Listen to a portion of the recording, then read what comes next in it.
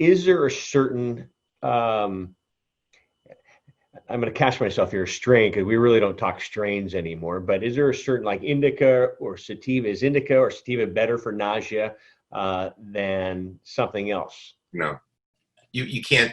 I mean, the thing is, there are no real sativas or indicas anymore because they've been crossed. A sativa, a typical sativa plant would take 14, 15 weeks to flower, as opposed to your typical indica, which is 8 weeks. Who do you think wants to have to wait 14 weeks? So what we're doing with one of the THCV strains that takes 14 weeks is crossing it with the CBD plant, which probably will make it down to an 8-week plant, which then theoretically you're turning a sativa into an indica. So what is it? It doesn't matter. It doesn't matter. What matters is what the chemistry is. That's what matters. You know, you mentioned sativa and indica.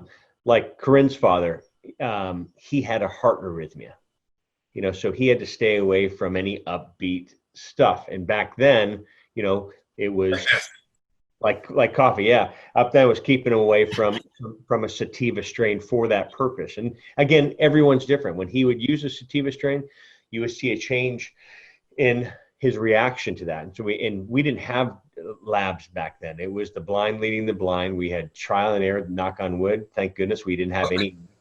I think I've come up with a reasonable idea to explain what's going on in the dispensaries with the sativa indica thing. Okay. Because no matter how much I'm going to say, look, these are all crossed together and we don't really know. At the same time, if you were a buyer for a dispensary, or if I were a buyer, that'd be fun. Buyer of a dispensary, I would have a group of people try every strain. Now, some are going to say this is more uplifting, and some are going to say this is a little bit more sedating. So the sedating ones get listed as indicas, and the more uplifting ones as sativas. So I think that's actually helpful information. I was telling people up until this past year that it doesn't matter at all because we don't know about sativa and indica, but we do know that this strain for the majority of people is more uplifting. We don't know why, but if we could check all the molecules inside, we would. I mean, when I was in Meshulam's lab, he showed me his list. This is on paper. Dr. Meshulam, it was thumbtacked to a wall, and you could tell the paper was years old. Every time they found a new cannabinoid or terpene or flavonoid or wax molecule, they wrote it down on this paper, and it was now, when I was there, it was 999. Hi, John Malanca here with United Patients Group. I hope you've enjoyed our videos. Please click like as well as subscribe to our channel here on YouTube.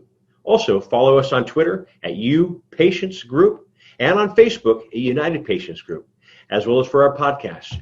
Please click the link in the description below. We'll see you there. Bye-bye.